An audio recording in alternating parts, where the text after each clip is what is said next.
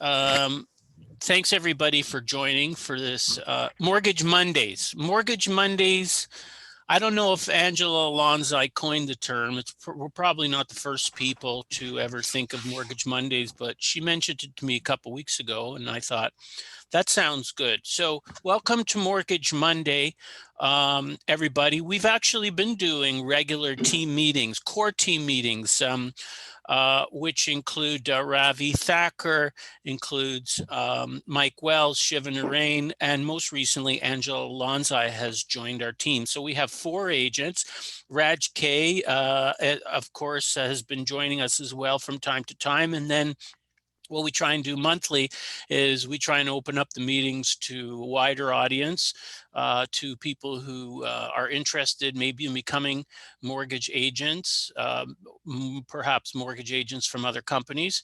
And we try and make things as interesting as we can, and bring on some great people from our network. So as I mentioned, we have with us today on our panel, we have Stephanie McRae. She's from Optimum Mortgage. They're a B lender. So we're going to talk about B lending. We also have Dan Paul. He is from BrightPath Capital, a private lender. And we have Jerry Hogenhout, who is a CPA and a close personal friend. And we'll talk about why you need to have a CPA as part of your network, and also how Jerry can possibly help you with your business. He has some very interesting perspectives on the investment industry. We have Sushil Seth, who is an insurance advisor and has about 25 years of a risk management experience. So also an important person you need to have in your network is a skilled insurance person. And unfortunately, as I mentioned before, Barry Lebo, very interesting guy. We've had him on one of our panels before, but he's in the hospital with an infection. So I don't think he'll be joining us, but this time, unfortunately, but I think he's starting to recover. He came down with a bad infection, and but I think he's doing better. So that's the plan for today. Those are the panelists, at least. Let's get things started off with Dan. Dan's got a little bit of a presentation on private lending. Mainly, we want to have a sort of a discussion and keep things as interactive as possible, which is why everybody can see everybody else. Often we've done a number of panels before where the audience members we don't see their video at all, but we definitely want to hear from everybody today. Questions are encouraged, but let's kick things off with Dan Paul from BrightPath Capital.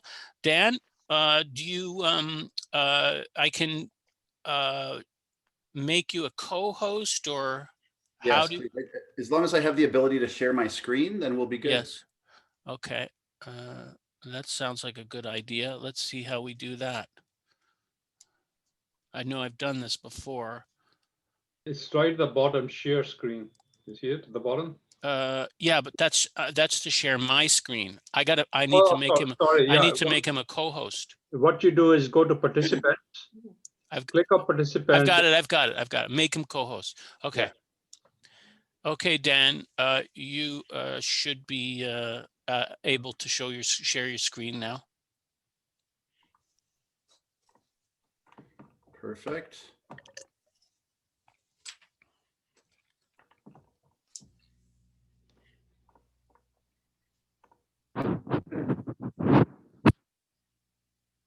All right. How's that? Looks good. We can see the cover page? Yes. All right, perfect. Well, thanks everyone, and thanks, David. I'm Dan Pauls with BrightPath Capital, and I am really happy to be on the call with you all today. David asked me to share some information about. We sort of talked about me sharing some general pointers on working with private lenders and mix, And so I've got a short PowerPoint presentation that I've put together that will take us through some, general pointers. I've done this presentation before and it went over well, so I'm eager to get your feedback as well.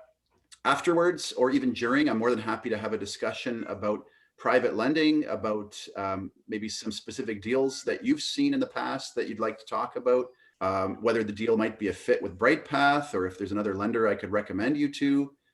Whatever's on your mind, I'm free to spend whatever time David will allow me. So great to chat with all of you. And so really where we are in the process as far as we're concerned at BrightPath is typically at this point, you went to an A or B lender, or maybe you've got enough experience that you know right off the bat that it's not going to fit with an A or a B lender. And the next step is to try to place it with a private or a MIC. And for any of you, if you've never worked in this with this, world of lending before, it's I can assure you, it's really not that foreign. It's not that strange. Some people find that they're a bit intimidated by, private lending or getting into the MIC space. There's certainly a few nuances, which we're going to talk about today to help you have success in that area. Not that shadowy as the media might indicate sometimes. And the other thing that's great is throughout the industry, I know a lot of the other private lenders and MICs, and there's a lot of great BDMs out there that are more than happy to help you place your deal, to help talk you through it, to help give you some information about what they do. So you're in good hands. Don't be afraid of this type of business, and hopefully you're all, you can take advantage of the opportunities you have in the private space as well. So in terms of general pointers I can offer, I've basically narrowed it down to 3 simple steps and 3 pointers that will pretty much cover what you need to know to have success with private lenders. Okay, so these 3 things are going to make all the difference in the world and ensure your success. What are they? Here we go. Here's the magic formula. Know your client, know your lenders, and know your exit strategy. It's that simple. It's those 3. And we're going to talk about each of these in more detail. But if you can get down to doing these 3 things well, you're going to have success with your private deals and dealing with MICs. Okay, so let's look at each of these in detail. Number 1, so knowing your client. The key with getting to, so in the industry, you already have a requirement that you need to know your client. All of your lenders, whether it's an A lender, a B lender, they already want to know that you've done your due diligence in terms of, your client requirements. I guess I would suggest that in the private space, that becomes even more important, to know your client, because your client generally is going to have more of a story than they do in the A space. There's going to be a challenge there somewhere on the file. We know that there is. We know the challenge exists. Dan, that's the coming to a private lender. Hey Dan, I just want to jump in for a second because I got 1 or 2 quick questions came by my way, and I just think it'll help for clarification on a couple of things. Yeah, sure. You mentioned BDM. Not everybody is currently working in it. So BDM is Business Development Manager. So basically, yes. It's like would be, as a mortgage broker, Dan would be my prime contact at BrightPath Capital. So if I have a deal, I call Dan. He's my BDM. I say, hey, Dan, here's a deal. Does this fit? Is this something you guys consider? A MIC is a Mortgage Investment Corporation. Okay. And when you talk about A lenders and B lenders and C lenders, so A is a prime. Well, am I taking away from your thunder, Dan? Do you want me just high level? What's the difference? No. A, B, and C. What is A, B, and C? Yeah, sure. Those are great questions, okay. And I apologize if I should explain a bit more thoroughly. So your A lender is typically any lender that's going to either a bank or a monoline that's going to get you prime rates. Okay. If your client qualifies traditionally, you can send them to any bank, maybe a credit union, or some of the mono lines like your First Nationals. bank that can get them the prime rate, that's your A lender, that's your prime client.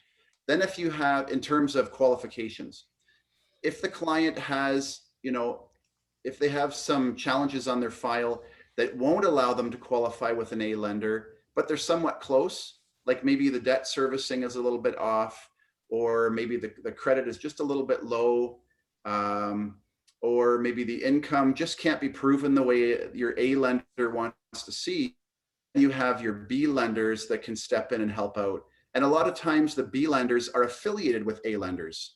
So your B lender for First National would be like Excalibur. They have their own division that will do the deals that don't fit with them traditionally. They've got another source in-house that can help them to place those deals. And most of your A lenders within the mortgage channel, within the broker channel, will have a B lender that works with them. Okay, thanks, Dan. Please continue.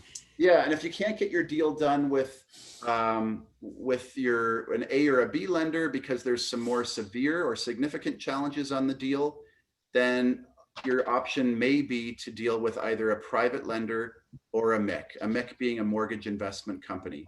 Now, when I'm talking about a private lender, just for clarification, I'm referring to institutional private lenders here. Like BrightPath is a private lender, but we're institutional. We're not, the individual private lender that may have some money to lend out, like be a realtor, maybe a farmer. It might be your cousin Ed who's got some money set aside and they decide they want to lend privately.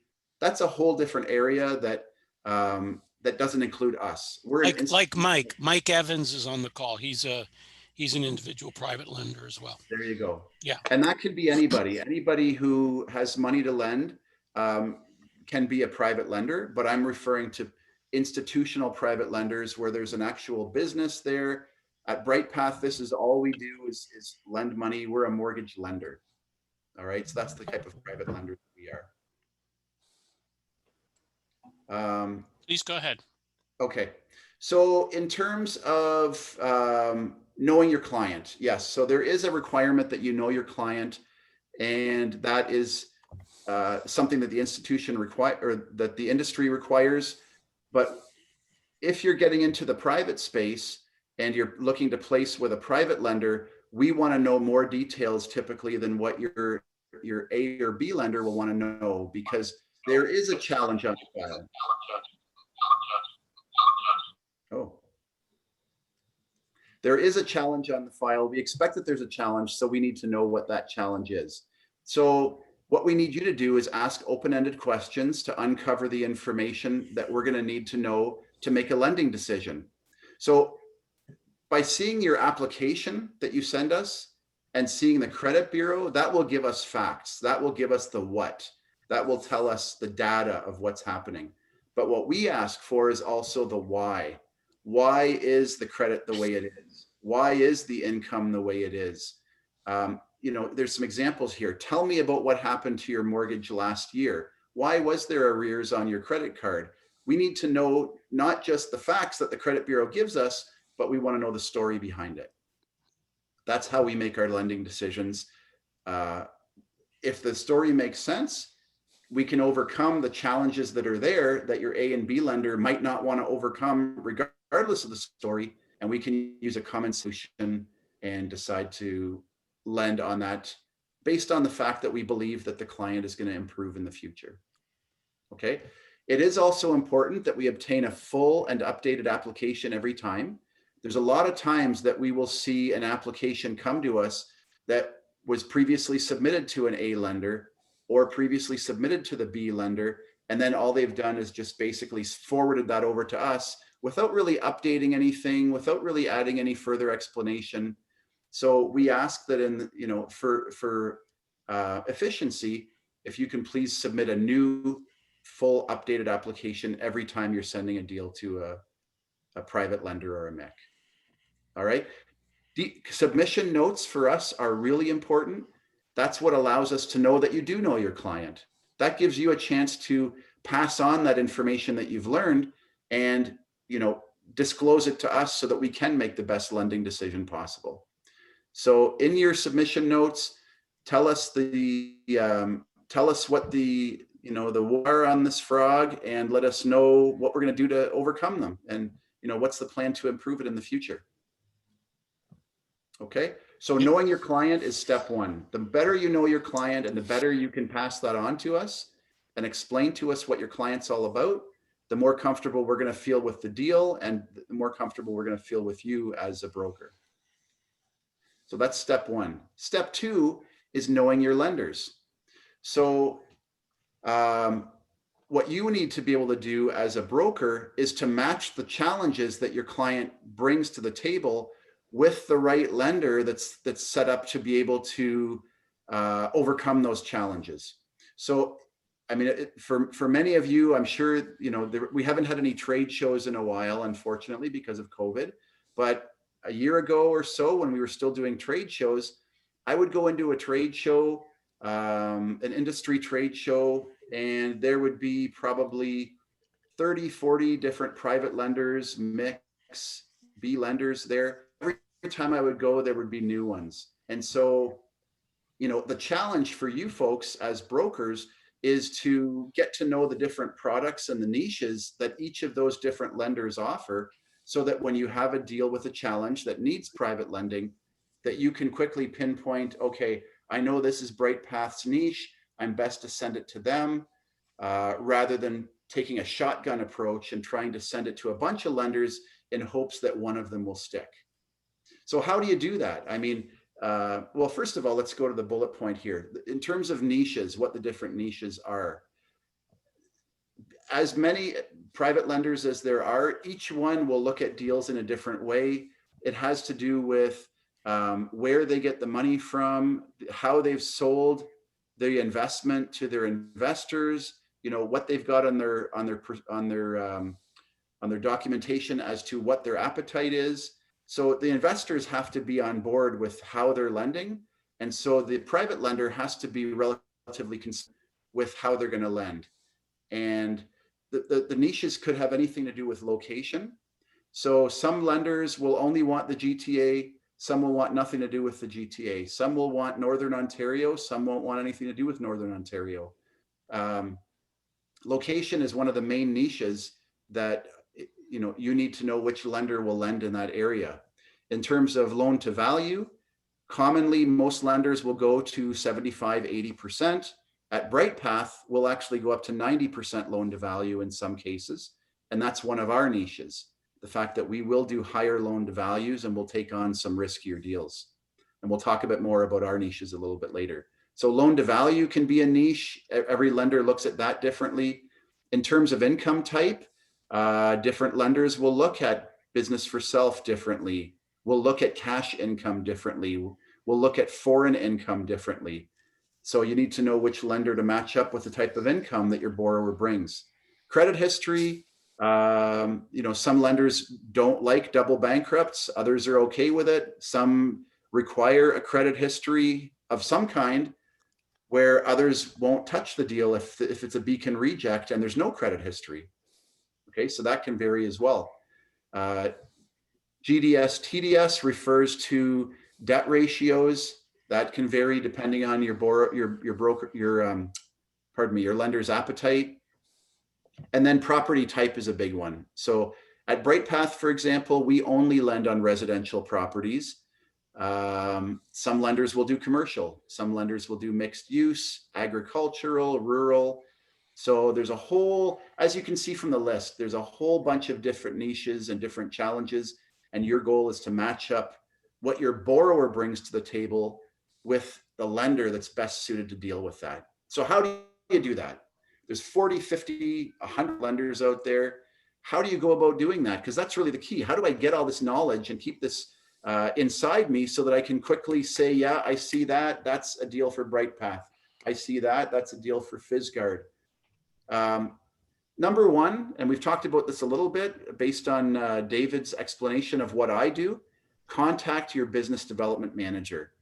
There's not a lot of private lenders nowadays or mix that don't have a specific person on their staff that is their business development manager, and that is your primary contact. So if you have questions about what they do, if you have questions about how to submit a file, how to get it set up with them, getting their broker package, the BDM, the business development manager, is basically your liaison to Hi, that. Jenny. How are you? Okay, so if you have any questions, Hi, webinar attendee. Please, whoever's talking, please Did mute yourself. I can't you, control the mute because you've got talk to control the of the girl? screen. Dan, Raj, if that's you, please, please mute yourself. Or somebody, or Dan, maybe you can mute him. I don't have control of the screen. was that it? Well, he stopped talking, so. Okay.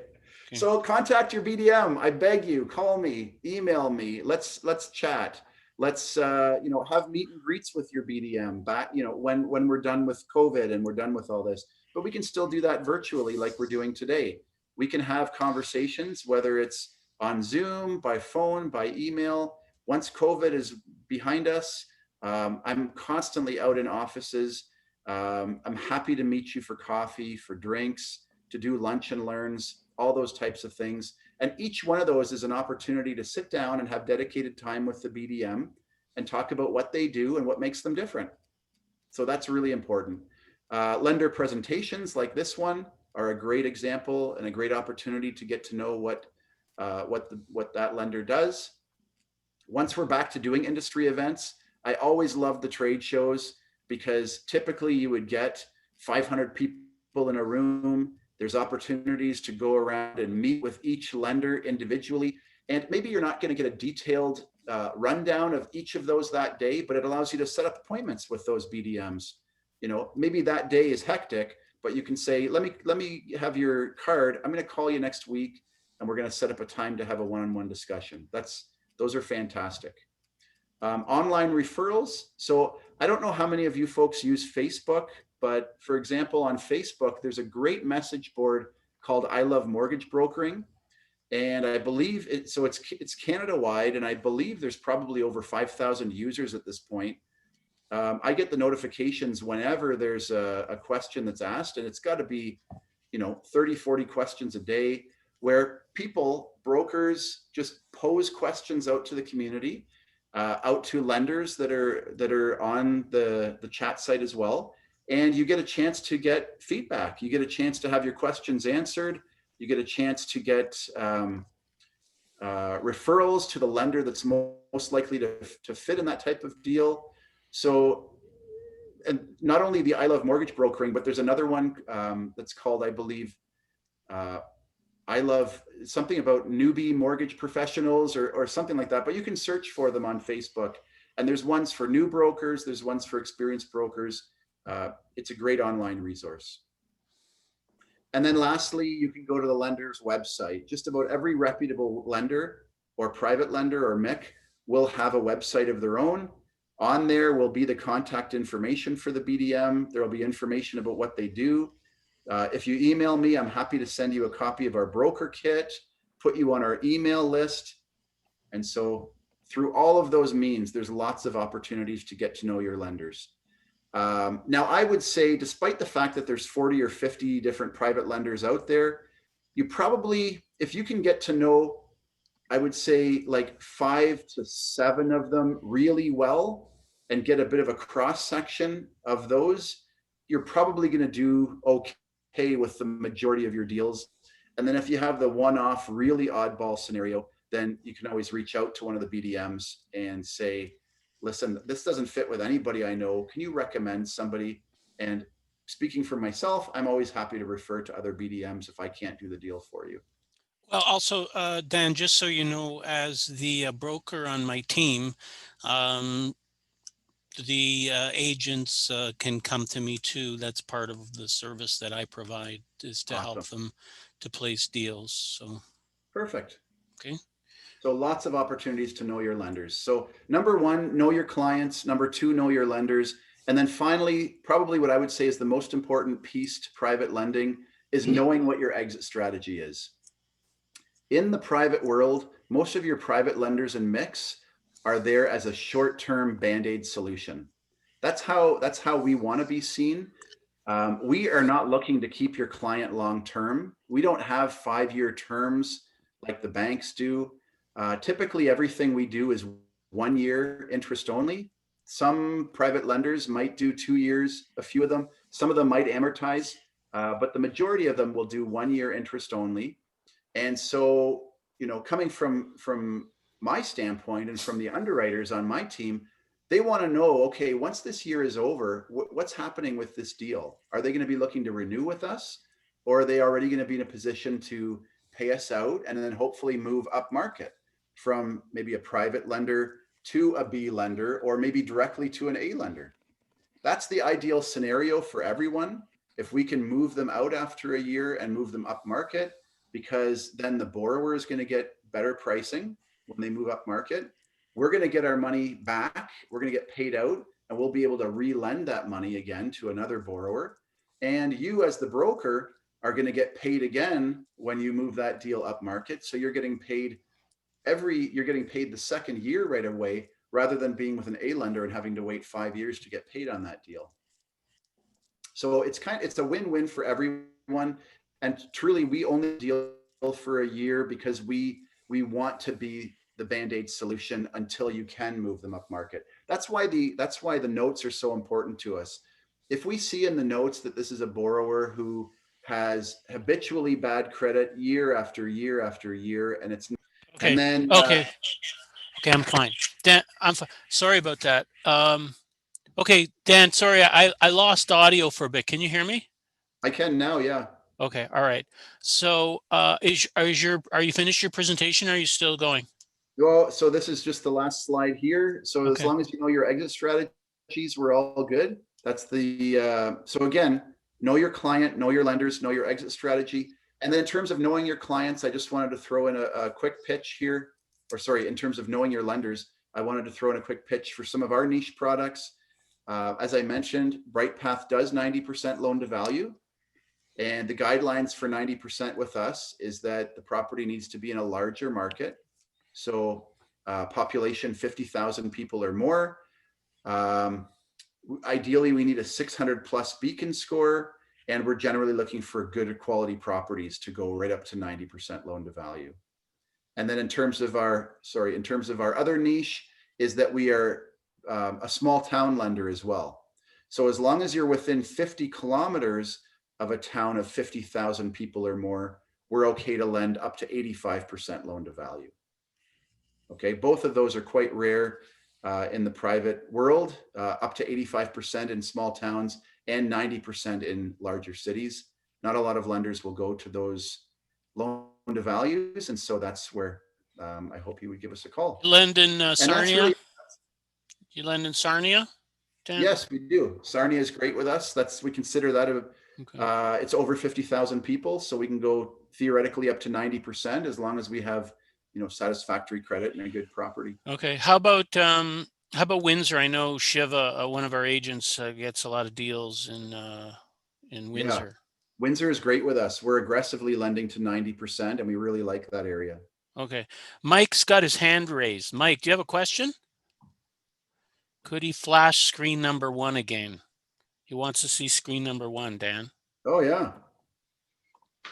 It was that good. Now I gotta get this out of the way. And can we see the last page with your web page, contact, like email?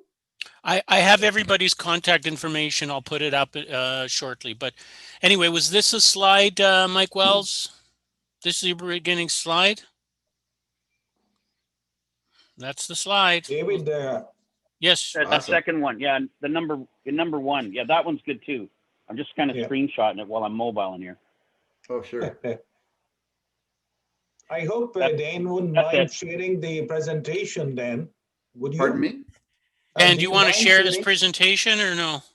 Oh, I'm fine. Yeah, I can email the whole thing to you, David, and if you want to Okay. cascade it to your team, that would be great.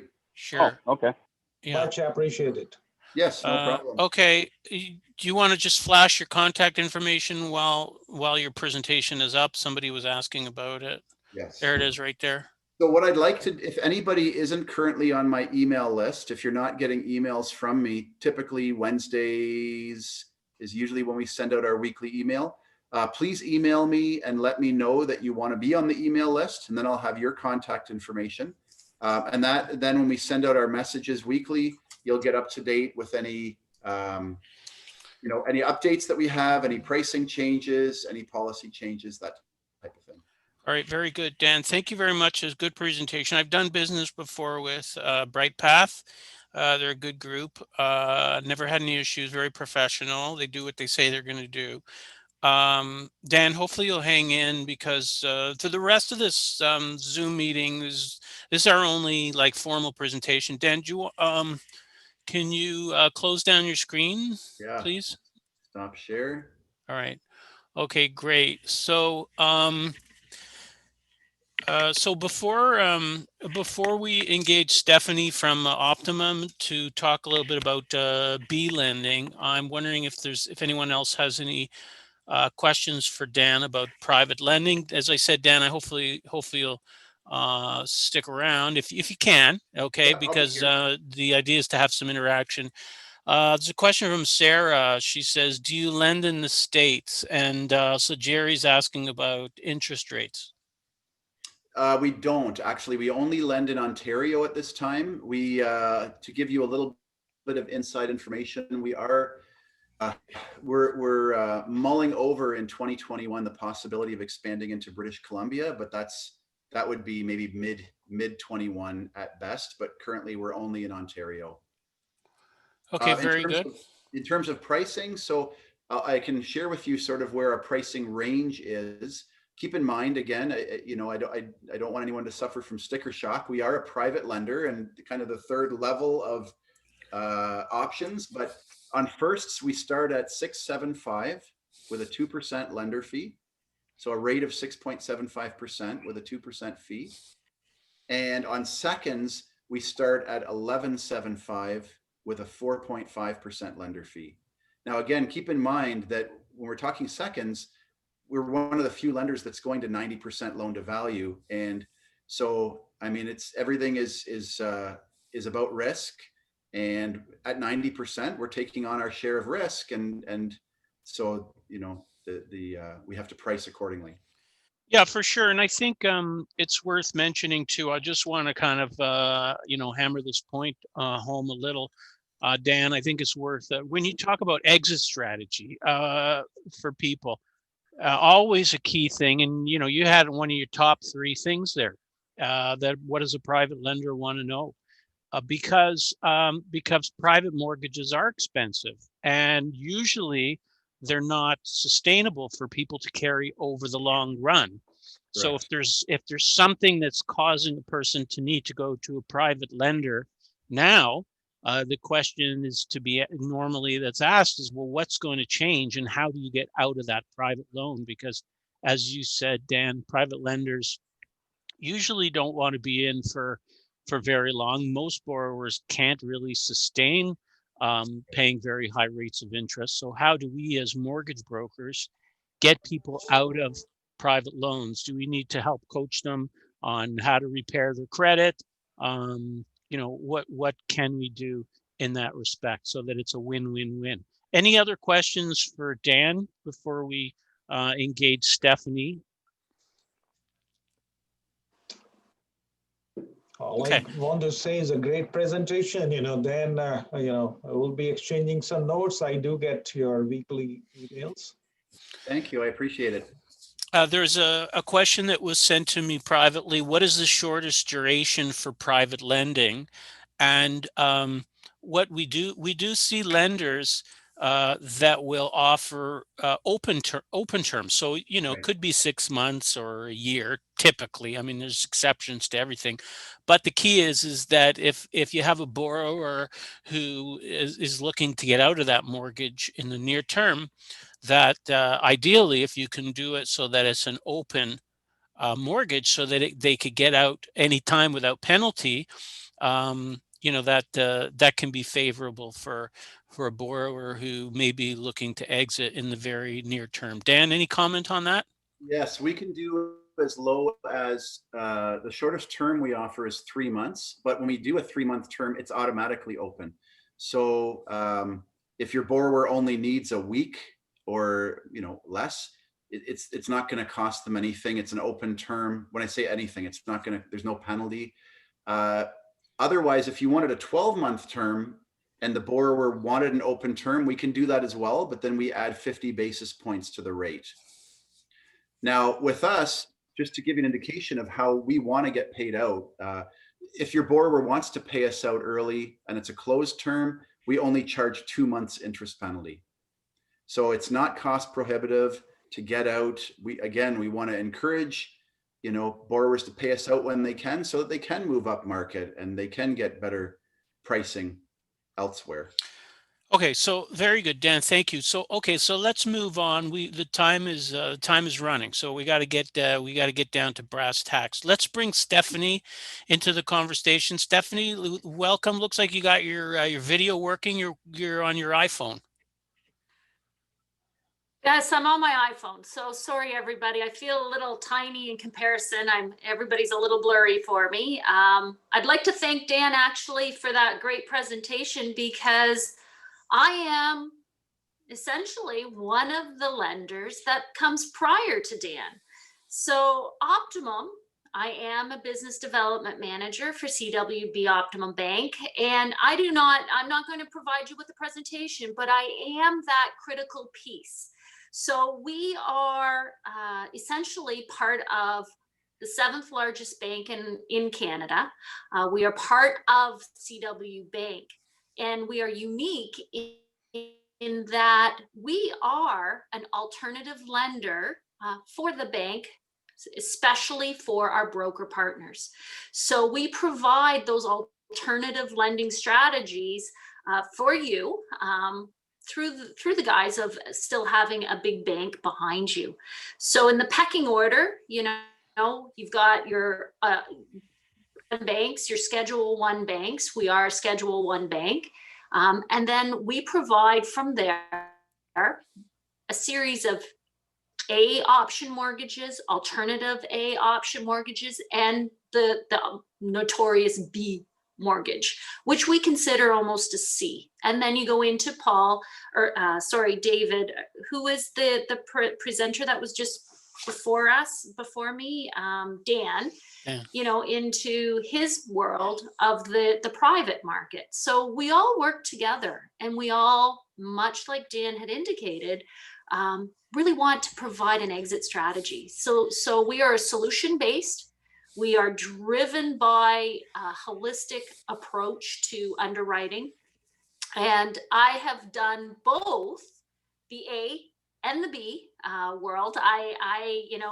Prior to this meeting, I wanted to let everybody know that I actually come from the banking world. I was part of the Royal Bank, in that I did digital banking, and I was a mortgage specialist for them. So I understand the challenges when you're fighting against a bank. I also understand the B world, because that's where I am right now. And I help build your clients' deals. I help build the strategy. I help build the wording if you're trying to submit deals.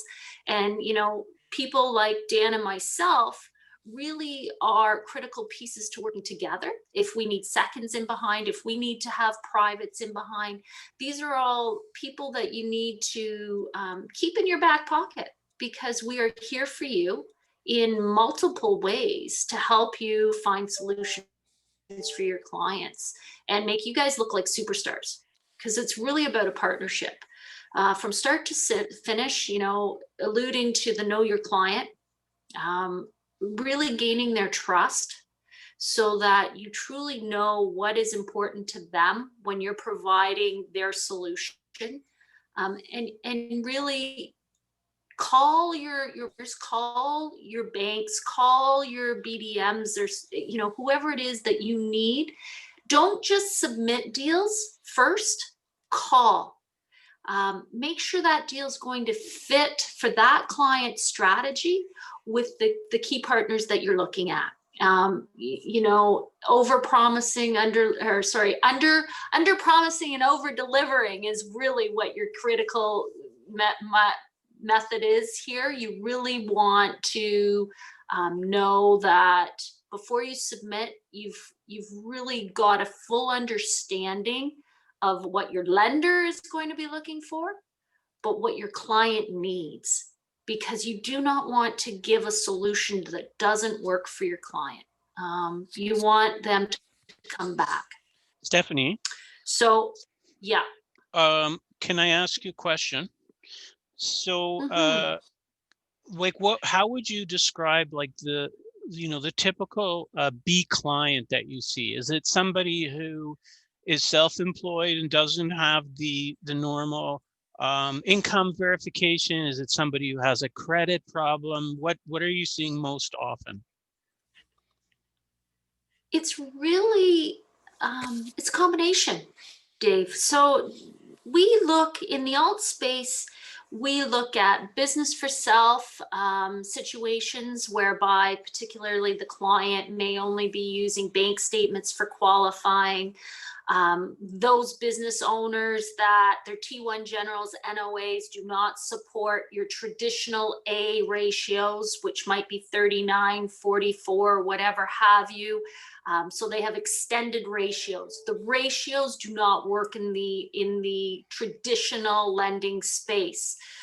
That is the type of client that may come to us. Poor beacons as low as 500, single bankruptcies, the need to use child tax credit as a source of income, contract workers, ODSP, people that need to use soft income in terms of that additional mitigation piece.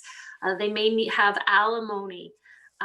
We may need to be paying out consumer proposals. We may need to be paying out CRA judgments. These are all situations that we look at.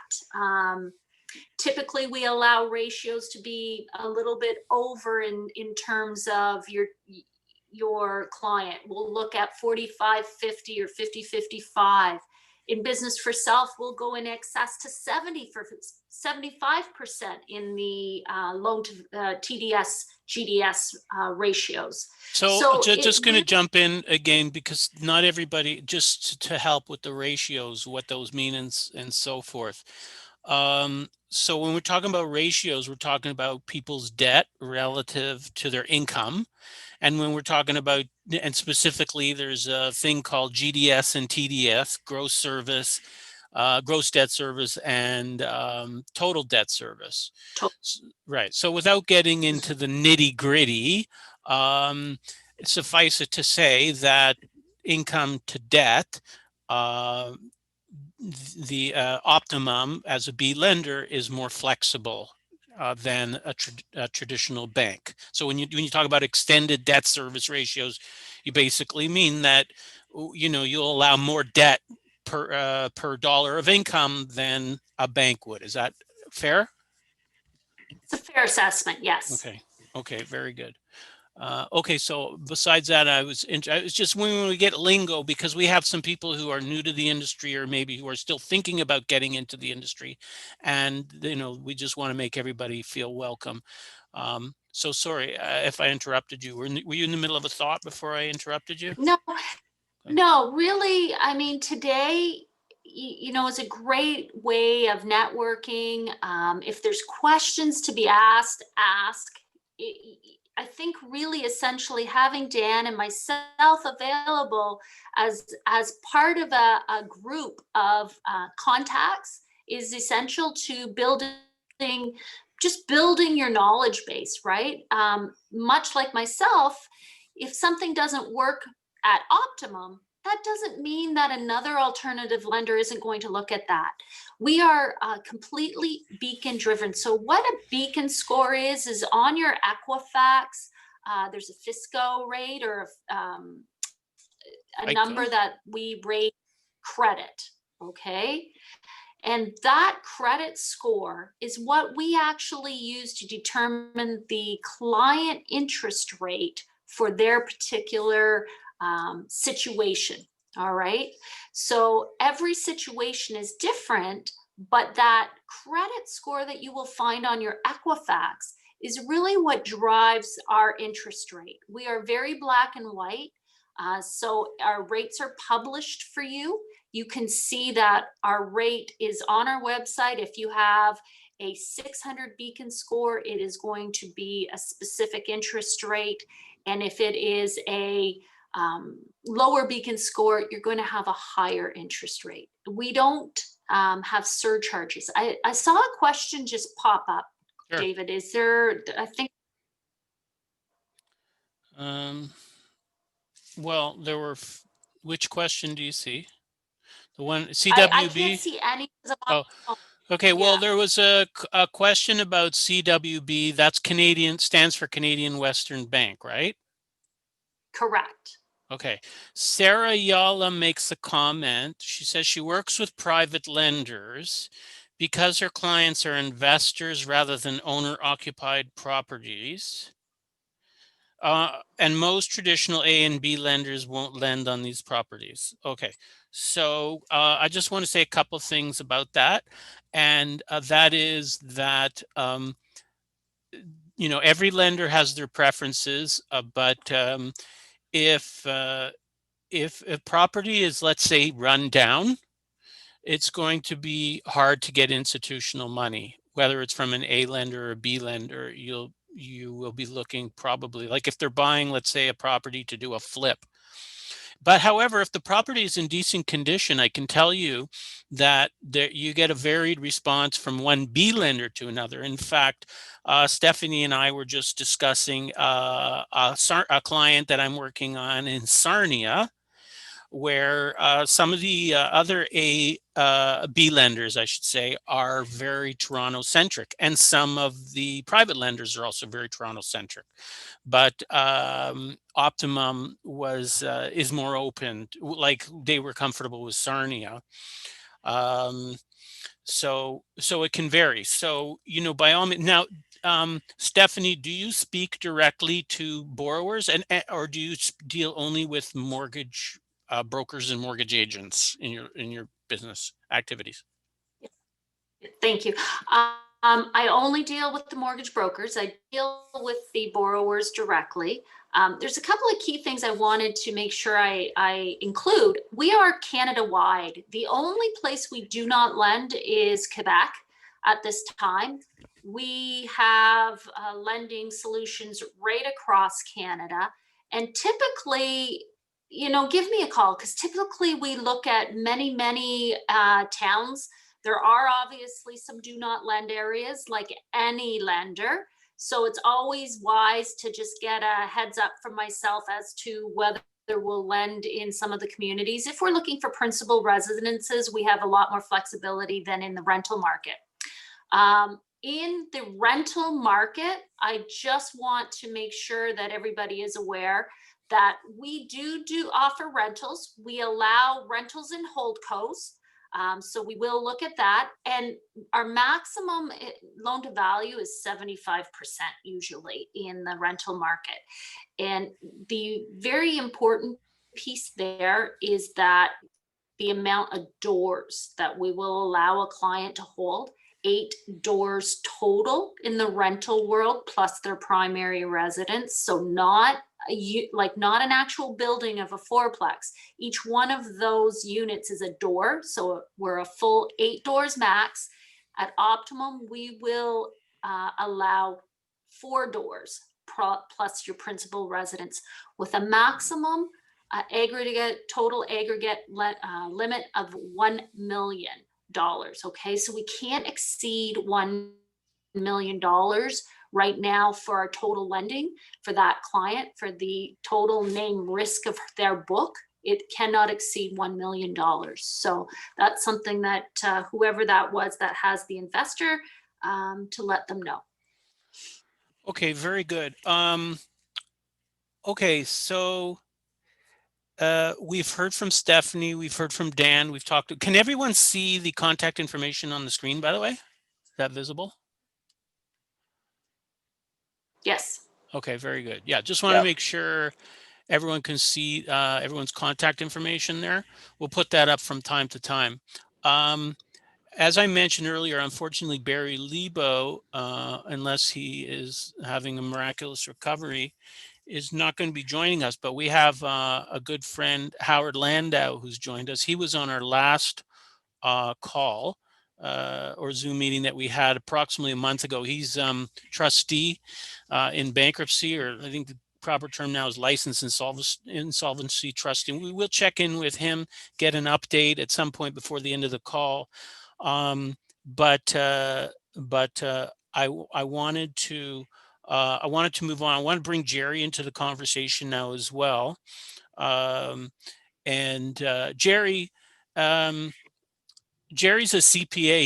He started his career many years ago with Deloitte Touche, and working in small business area, right, Jerry?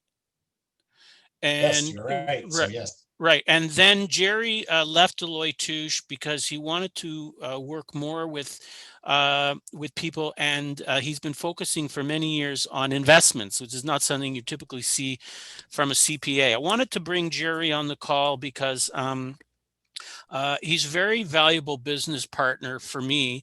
And, there are ways that I think Jerry can potentially help mortgage brokers, real estate agents, anyone with their clients to do with accounting and investment matters. But also I wanted to just make the point that if you're a mortgage agent, if you're part of my team, you've probably heard me say this before, but a very good niche market that I enjoy working with personally is with people who are self-employed. A typical thing that happens with or something that should say happens often with self-employed people is there. And Jerry helped me with the wording of this. I remember we talked to him. They want to take advantage of all the allowable write-offs that Revenue Canada will allow on their tax returns. And sometimes when they do that, their net income becomes so low that they then have a problem at the bank. They might be saving a lot of money in taxes, but then they have a challenge when they go to the bank. And that's an area, that's a niche market that I really enjoy working in, is dealing with self-employed. And one thing you'll find about accountants is that, well, of course, they know what their clients are facing, and they have these conversations from time to time with their clients. If they're reporting a small amount of income, how's it going to affect them when they go to apply for a mortgage? Jerry, can you comment on that? And then also, please tell us a bit about why you also work in the investment world and how you work with some mortgage brokers and real estate agents today in a referral sort of capacity. Yeah, great. Okay, well, thank you, David. Thanks for inviting me to join. First, thank you, Dan. Thank you, Stephanie. Very interesting presentations. We do a little bit of private mortgage lending in our business, so it's always interesting to hear the session from an institutional lender. So anyway, yeah, David. So just a quick background. I'm a CPA, worked at Deloitte Touche. I left Deloitte Touche to set up my own tax practice, which then expanded into financial services, investment management, which is my real true love. So yeah, it's not, we don't see a whole lot of accountants going into this field, but I certainly welcome it and I enjoy it. And certainly, as David touched, from a lending point of view, I like to think I'm a bit of a creative accountant. So the Income Tax Act, half of it, I always tell clients, half of it is written in pure black and white. There's no manipulating anything. The other half is written in gray, which gives us all kinds of creative options to save tax. And we always run into this dilemma that when we really work hard to save taxes for a client, a lot of times we take that tax return to the mortgage broker or mortgage agent, and we have a problem. You guys in the mortgage brokerage business, we got to plug numbers into a formula, and we got to make that formula work. So it's a very enjoyable process. I find that really fascinating how we can manipulate numbers within reason, within the law, to accommodate. And to be very honest, I really find the challenges that we come up with a lot of times, I kind of shake my head. For example, I have lots of wealthy clients. We use corporations. We retain most of that money, if not even all of that money, in the corporations. We pay a low corporate tax rate. And then we're very selective in what personal tax return. I'm somebody that, from a conceptual point of view, I say the person has 4 tax brackets. 0 to 50,000, you're in a 20% bracket. 50 to 100, you're in a 30.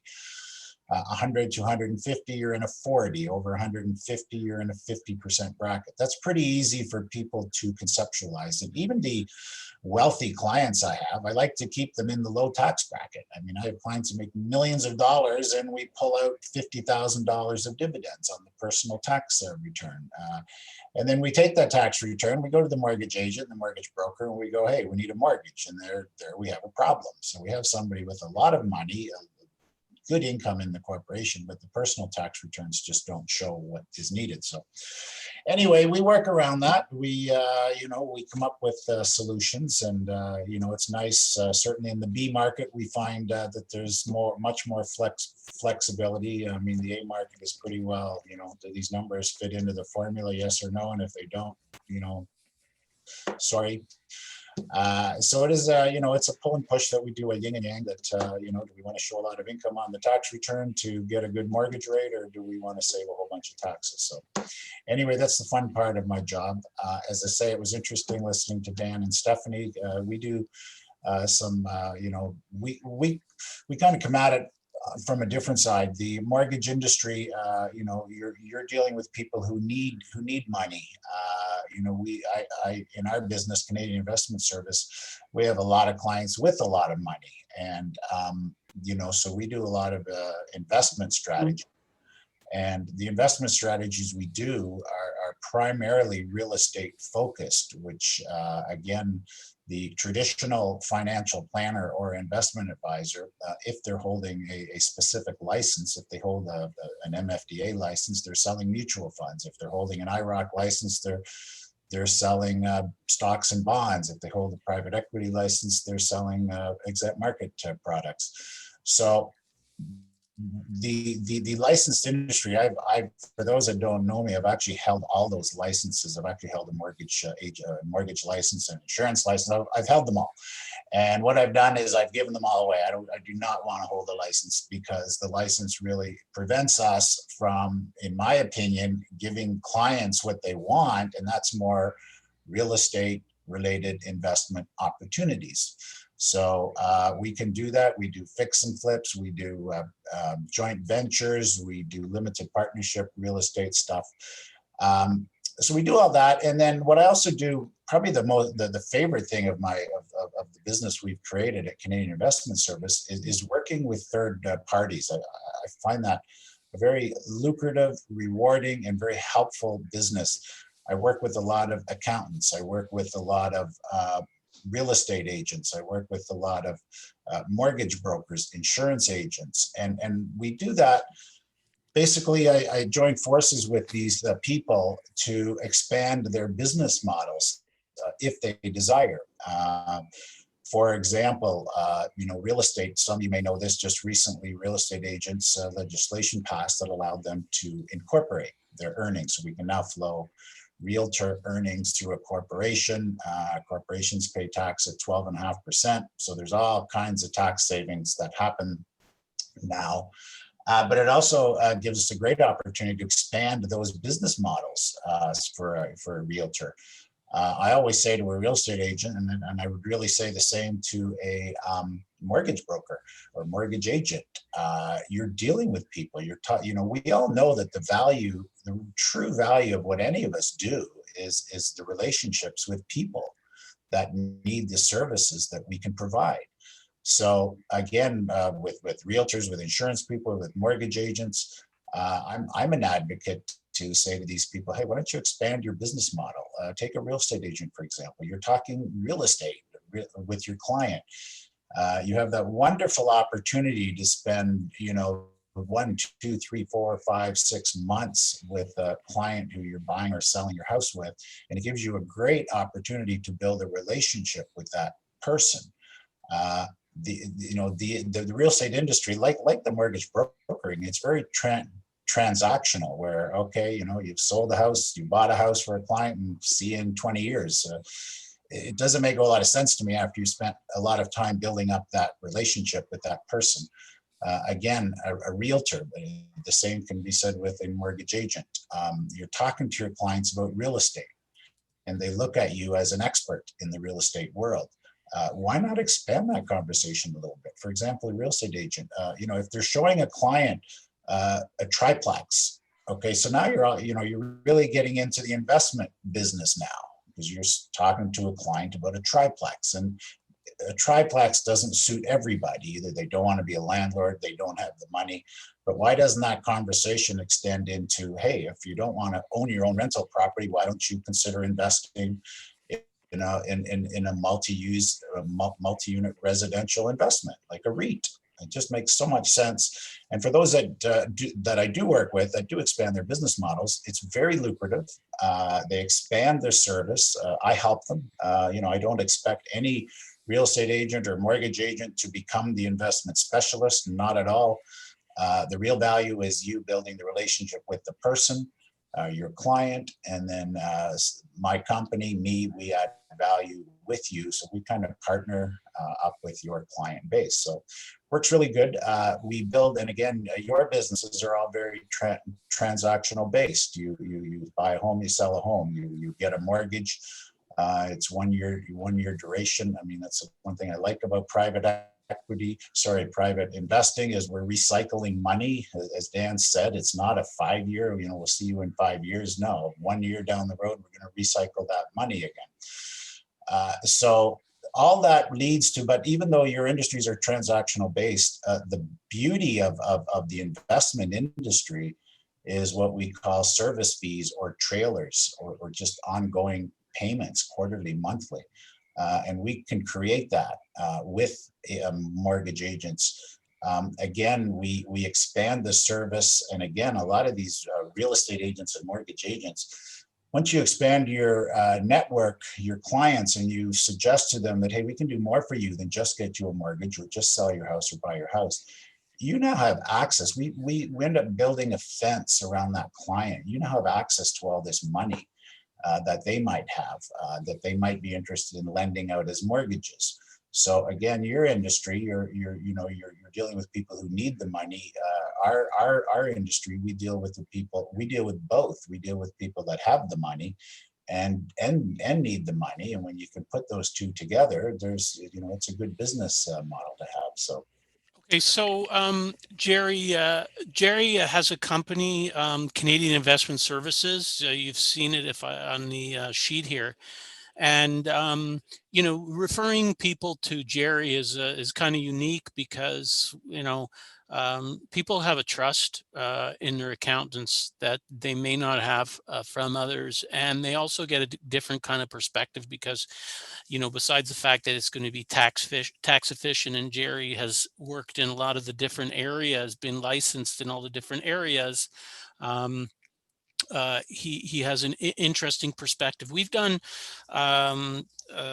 events before when we've talked a little bit, done a little bit deeper dive into some of the services that Jerry offers, including private equity. And I think we should probably do something on that.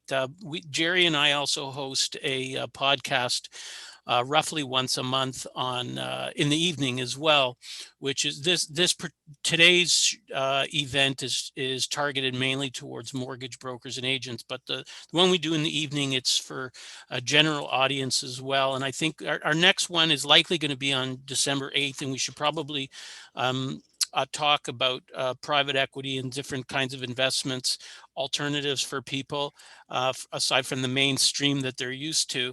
And also to encourage people to call Jerry directly if you want to know more about that. Do give him a call. But we need to move on now because we've only got 20 minutes left. If you have questions, do post them. But I want to bring Sushil into the conversation. And just a reminder, we have Howard Landau with us today as well, licensed insolvency trustee. So we're gonna talk to him last. He's our surprise guest today, and see what's new out there with bankruptcy and other issues that people could be having, and make sure people see how mortgage brokers can work together with licensed insolvency trustees. But first, let's talk to Sushil. Sushil Seth has been in risk mitigation for about 25 years. Sushil, talk to us, please, about what you do and how you're different from other insurance agents. Thank you very much, David. So as I've known David for some time now, and we've been talking about a few things. So my background is risk mitigation. So what does risk mitigation mean? So I'll talk about my background 25 years back. So I'll go back a little bit further to what I'm doing right now.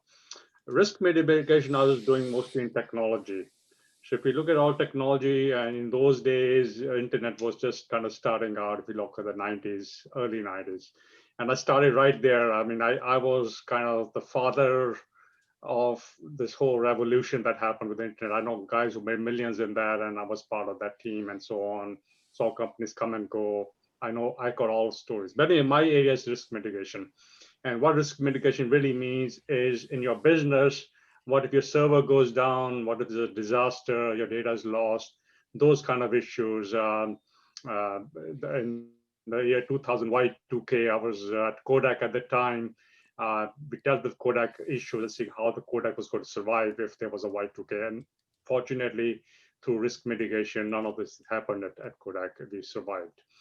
I then went on to work for State Farm Insurance back in 2013, about 7 years ago. And out of the blue, it was never planned. The State Farm wanted me for my knowledge. I went there, fantastic place to be. That was in Bloomington, near Chicago. And I applied my risk mitigation, what I known then, into insurance. And because the insurance company, I learned a lot about insurance, which was very close to my heart when I saw what was going on. I subsequently came back to Canada 2015 and applied all my knowledge in risk mitigation and the insurance I learned to start doing first liability insurance. I was a general licensed, so I was selling home, auto, general liability for businesses. It was a fantastic job, but it was more of a salary job, very little commission. And eventually they decided to downsize and they want to carry on with having me.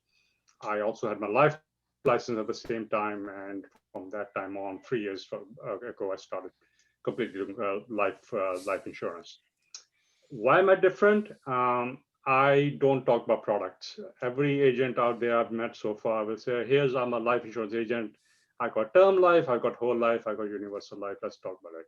They jump right into products.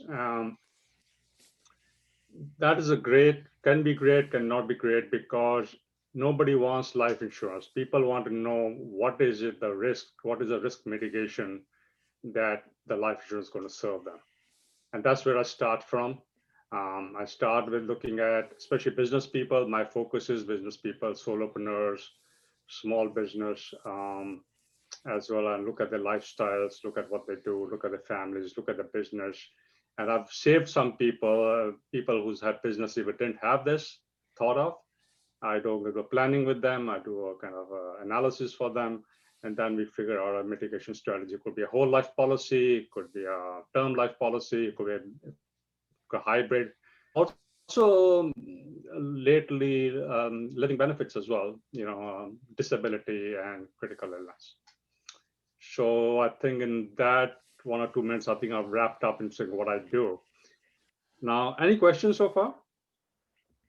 I don't think there's any questions so far. Can you comment on the Sushil, on the when we do a mortgage, our system automatically spits out a quote for mortgage insurance, and I've heard that it's not always the best option to go with mortgage insurance, right, for a number of reasons. Do you want to comment on that, or?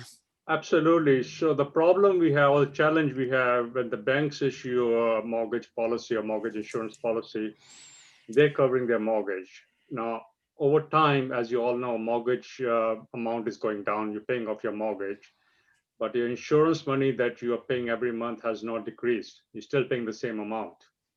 And that's sad, because you've paid all that money into a policy, into protecting a loan that's depreciating or decreasing, rather, not depreciating, decreasing loan. So the banks obviously make good money on that, but that's a bit of a problem. The second problem is that if there was a death of that person, the money goes direct to the bank to pay off the mortgage. It doesn't come to your beneficiary. So that's another problem. The third problem we have is what if you move your mortgage? So if you had this mortgage for 5 years, you've been paying the mortgage insurance, 5 years or even 10 years, you move to a different bank, all that is gone. You have to start again. And now the insurance is much more than what you started out with. So the alternative to that is what's called a term life insurance for this kind of product. So term life will cover your mortgage, but if there was a death, it goes to your beneficiary, who can then pay off your mortgage. And this is tax-free, by the way. You can pay off your mortgage and have some money left over. So that's the difference. Right. So, I mean, I think that that if somebody's interested in insurance, that you want to put them in touch with a professional like Sushil, Yeah.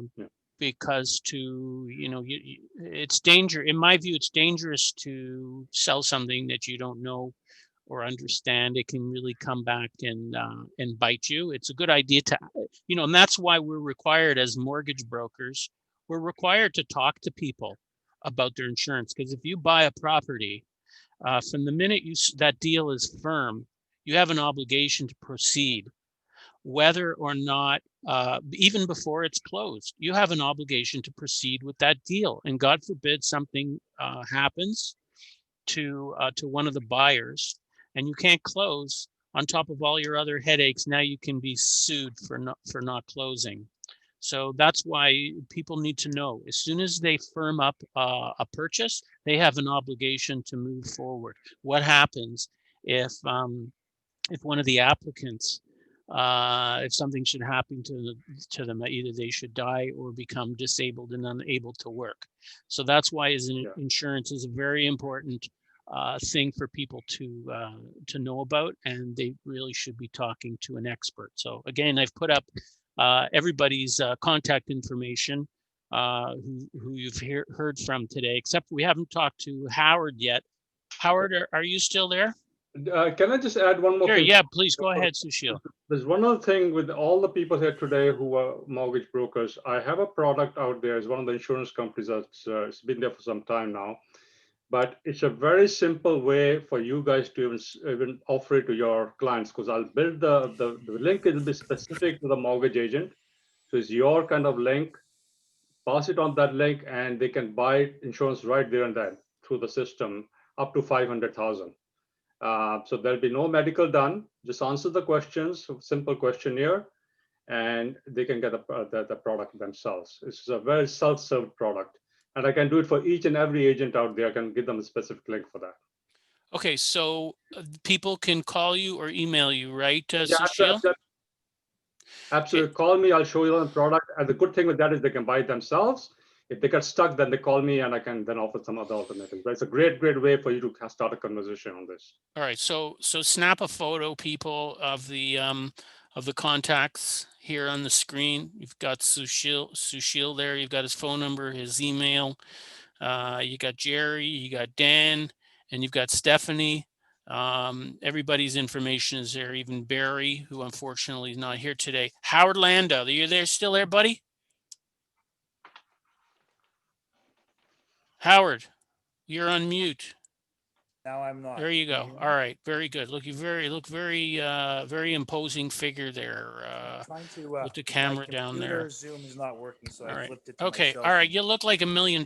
Let's be real. So Sushil, thank you very much for that presentation, and thanks to all the presenters today. There's still some time. We've got another 10 minutes. If people do have questions, you can post your questions. Now, we've had Howard on before, and I wanted to have Howard back as a surprise guest. People know that the banks have been offering deferrals, which has been helping people out a great deal. So the number of defaults out there, I don't think they've been going through the roof as of yet. But I'm just wondering, Howard, are you getting inquiries from people who are saying, Howard, I've lost my job. My bank wants me to start paying my mortgage. What do I do? So thank you for asking. It is a very interesting time. People think I don't have time to answer the phone because I'm so busy doing these new files. The fact of the matter is we're pretty steady. We're not booming with new files, but we are getting a lot of a lot more inquiries. These are people who are wondering what's going to happen if. So the biggest thing right now I can tell you on a personal level is that people are waiting to see how long these benefits, these monthly benefit payments will be offered. So if the bank is bothering them for payments, they seem to be finding a way to keep them off, whether it's by making the payments or by just waiting to see if when the subsidies will end. I know people are aware of the types that was originally called the CERB. Some of that's changed to emergency benefit and or employment insurance. So we have people calling, but again, most of these people that are waiting to see what's going to happen have a way to wait till, we'll say, the other shoe drops. So that's a smart thing. Now, historically, people typically don't want to talk to me until there's no other option. I'm encouraging people to talk to me before the other shoe drops. And I tell you, many people call me who have been referred to me by people who I haven't helped, but I've been honest enough to tell them to hang on. So if you know somebody that's a little bit concerned about what might happen, they can call me without obligation of doing anything. I'll give them some very fair information. And you can certainly hold off and see if things come around. We don't know what the government's going to offer at this point. We're not sure. I'm careful not to tell somebody that there's no hope if they think that the government might help them, especially when it comes down to a small business. Now, how that translates into the mortgage world, it's not clear to me.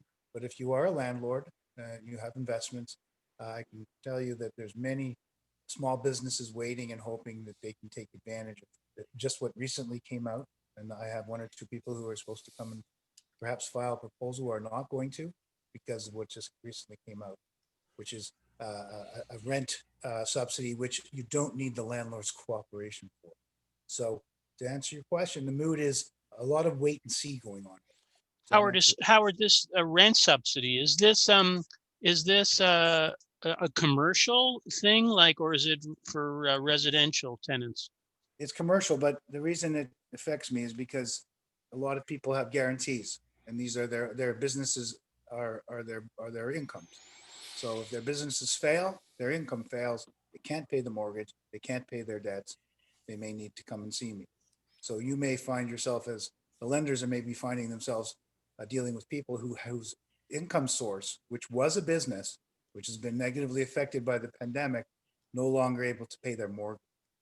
So that's where it falls to the Right. Okay. Well, that's good to know. If surely I worry about the government printing more and more money. But look, if they're going to shut down everybody, which seems to be the case now, we're back to having everybody shut down in certain zones.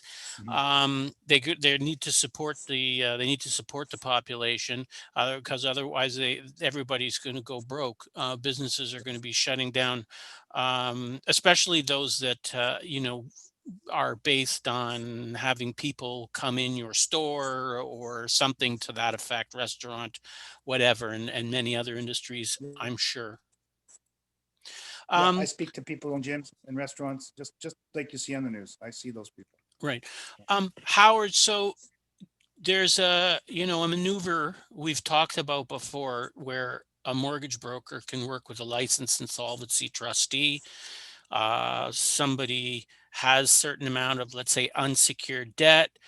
They are looking to maybe get a second mortgage on a property. Maybe there's not enough equity to allow them to refinance and pay off the debt in its entirety. Do you want to expand? And we've worked together on this type of a thing before. Do you want to explain, please, how that works for people's benefit, this Yes. maneuver? And I'm going to switch to my computer if that'll work. Let me just, can you hear me now? Well, we can hear you and we can see you fine. Okay. So I just wanted to make sure I looked a little bit different. You look amazing.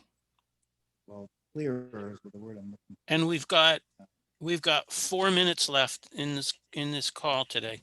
So again, if people have questions, ask them now. I'll put up people's contact information again while you're talking. Go ahead, Howard.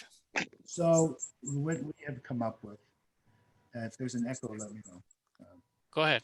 What we've come up with is a situation, David, where we have, in fact, found that somebody may. Howard, your phone may still be on. We're getting feedback, so you can't have two devices running in the same room unless you shut that and hit the mute or something. Okay, that's better. Okay. No, we got feedback again. No, you're good now. Okay, go ahead, what I please. was Thank gonna you. say- So David, the situations you brought to me in the past, someone would have maybe 200 or 300, maybe say $150,000 in debt. And they can only raise maybe $40,000 or $50,000 from their equity. So what we'll do is we'll go to the creditors and say that this person cannot pay the full $150,000 in debt, but they can raise $50,000 from their house. Would you take that as a settlement? And that's using fully within the bankruptcy laws. It's called a lump sum consumer proposal. And those are the situations that are going to arise as things, as this pandemic goes away, hopefully, where people have used their unsecured lines to the point where there's more than they can afford, but they still have there is a shot at using their homes as a way to mitigate that number. So those are the types of things that we can work together with anybody out there. I did hear the person, when I joined the meeting, I think Stephanie was talking about paying off consumer proposals using equity. This would be a way to set up a consumer proposal using equity. And I think that's what you're referring to. Correct, David? That is correct. So we can do that for people who have. So what I guess the takeaway is, if you have, you're in a situation where you are going to try to get somebody some money and their credit is lousy and the amount of money that they can get is not going to be enough to satisfy their debt, you should give me a call to make sure that that can be done. Now, I know we're running out of time and I'm getting some inquiries, which happens, which is great. It means I'm saying something that might have. Go ahead. Talk to the, tell us the question and the answer. Things. Okay. The first question was, who do I represent? So David, if you could just put my cell number up, I'd be. I have been putting up the photo. Joe will tell us whose contact information you want and we'll post it. I have been putting up photos of people's contact information all along. Go ahead, Howard. So that's one, but more importantly, how does this affect credit? Well, the question that just came to me was, how does what I just proposed affect credit? The answer is, your credit's probably not very good to begin with, and it does affect your credit terribly. But what you should know is that once you pay out this proposal, you are on your way to getting your credit back. Your debt is gone, and you have a 3-year waiting period until your credit clears again, and you can start building back that score. So it is a deliberate hit. You're taking a hit for yourself. You're bottoming out your credit officially, but you're getting your financial affairs in order moving forward. And usually that's because there's really no other choice. Okay, can I jump in here for a second? I think this is important. A lot of people don't know this, but if you declare bankruptcy, that the minimum bankruptcy is 9 months, and you can get a mortgage the day after the discharge. Okay, so now banks like to see 2 years reestablished credit, but with the B lenders, and of course with private, but B lenders is something that you could sustain at the long run, right? You pay 3-4% instead of 2%. That's sustainable. You can get a mortgage day after discharge. And then you can also take steps at the same time to start rebuilding your credit by getting, secured credit card and other forms of credit. So that's important. I thought that was important to mention. Very important. I get that question on the way into the office, on the way out of the office, and in between meetings. What about my credit score? People are very, very concerned. So the answer is, it's not the end of the day. It's not the end of the world filing bankruptcy or proposal, although I would say back in the day it was difficult to get reestablished. People still did it because it got them cash flow. But in this day of obsession over getting a mortgage, there is a way to get back into that game and be able to get a mortgage again. Okay, Howard, were there any other questions for you? Because if not, I want to move to just going quickly around the table, looking to everybody, all the panelists for quick 10 or 15 second comment, and then we're out. So Howard, do you want to start off? What's your final word? And I'm My- putting your phone number up, by the way, for Joel. Thank you for doing that, David. And you can phone, and that's probably a textable number, the 5939 number, the cell number. Yeah. Okay, so Oh, I do represent my own 416-566-5939. okay, And very you can good. text Final, or- yeah, that's it. Yeah. My final, word is, yeah, final thought, please do not hesitate to call me, even if you're not in trouble or your friend is not in trouble or thinks that if you go to call me, you're going to file bankruptcy. It's not true. And if you don't call me, unfortunately, you're going to get a lot of you're going to get a lot of information that's just not right. And that's just the way it is out there. There's a lot of bad information. So please, and there's no obligation, please call me. I will make Okay, sure that very you don't. Thank you. amazing, Howard. Appreciate all the great work that you do. People, if you don't have a trustee to talk to Howard. If you want to build your own connections out there, very important to have a good trustee like Howard in your tool bag, if you will. But as I say, don't hesitate to reach out to Howard if you want to need help solving a customer problem. Let's go back to the top. Dan, you still there? Still here. Okay, final words, 10, 15 seconds. Sure. Yeah. Just to piggyback also on what Howard said, if you have a borrower that's currently in a proposal, that's one of the benefits of a private lender is private lender can come in and we're happy to pay off the remainder of the proposal and get that borrower reestablished quicker, get them into a mortgage quicker, get them, reestablished and hopefully move up to, up market a little bit quicker. So that's another one of our niches is paying out proposals and bankruptcies. Awesome, Dan. Thank you very much. Stephanie McRae from Optimum. Final thoughts. Final thoughts. I absolutely enjoyed this networking presentation. There's been a lot of value from everybody that's on the line today. Remember to use your partners. I'm here to help navigate as much as everybody else is. We are here for your success. And I am excited to be part of moving forward with everybody. Looking forward to talking to Dan and everybody. Amazing. Thanks for that positivity, Stephanie, and thanks for all the great work you do all the time, and Optimum, of course. Jerry Hogenhout, you with us, Jerry? I'm still here, David. All right. All right. Okay, Jerry, final That's thoughts. Okay, well, thank you for inviting me. As Stephanie says, very interesting panel, always interesting. I invite everybody to go to my website, Canadian Investment Services, learn what we do for our clients, learn what we do with third parties. We love referral arrangements with third parties, real estate agents, mortgage brokers, insurance people, accountants.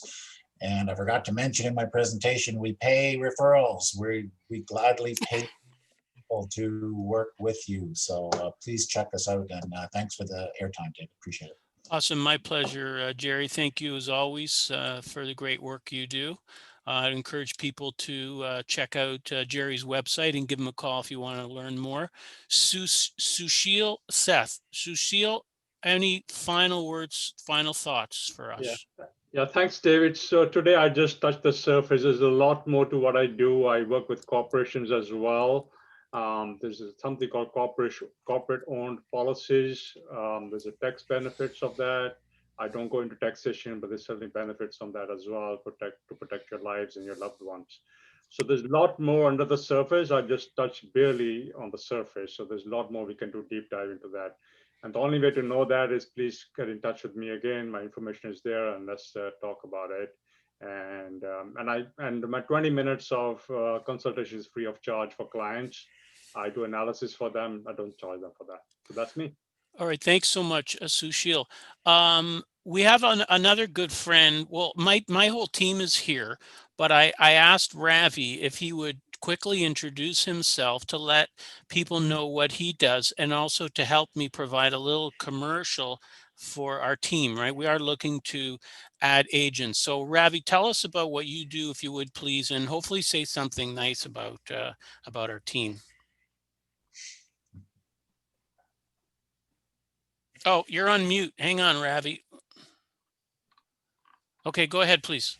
Yeah, thank you, David, for the intro. And I totally enjoy today's panel has been actually, a lot of valuable information. We have listened to Dan before. Stephanie was a refresher. And of course, Jerry is always bring quality stuff, and Howard, and Sushil, putting their hats on. I am a commercial, realtor broker, and I have ever since joined David's team. It's been such a I was a new kid on the block as I wore the new hat on the mortgage lending side after working in corporate over 30 years with all the major banks, capital market.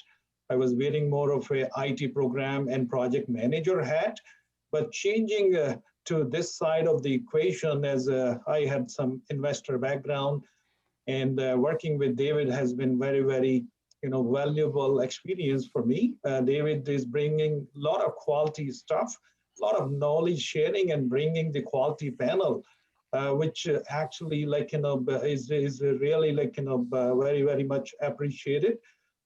Some of the product lines and some of the things, I delve into the infill construction financing. I'm also working in multifamily, which is one of my pet peeve, beside promoting some of the pre-construction, condos in towns. We are seeing a paradigm shift, from downtown core. Some asset classes are rezigging themselves because of the COVID. Without a further ado, David, so impressed, and continue the good work you have been doing. That's it for now. Okay, thank you so much, Yeah. Ravi. I've just put Ravi's phone number up there as well in the message. If anybody needs help with some commercial real estate, he's very professional and he knows his stuff. So highly recommend his services. We've got some friends on the line here. I'm not going to ask everybody to speak. I'm not going to ask anybody else to speak. I just wanted to mention, I appreciate the team joining us. Angela, as I mentioned before, is our newest agent. We got Mike, Shiva, and of course, Ravi on here with us. We are looking to expand the team. Okay, part of the service that I provide as a mortgage broker is to help people place deals, help people with the tips on how to market their business, and how to deal with underwriting and different things like that. Stephanie and Dan have provided some input today to give you an example of some of the lenders that we deal with, some people that I like and respect very much for the work that they do. I just want to thank everybody for being part of today's session, and we hope to see you all soon. Have an amazing day, everybody. Thanks so much for joining. Thank you. Ciao. Bye. Bye-bye. Thanks, David. Thank you. Thank you, everyone. Thank you.